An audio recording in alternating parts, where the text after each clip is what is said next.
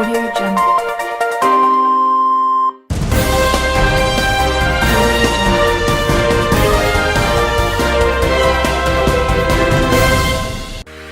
Wali Kota Banda Aceh Aminullah Usman dan Wakil Wali Kota Banda Aceh Selasa pagi kemarin menjawab pertanyaan warga mengenai isu pendidikan dan syariat Islam dalam program Wali Kota Menjawab.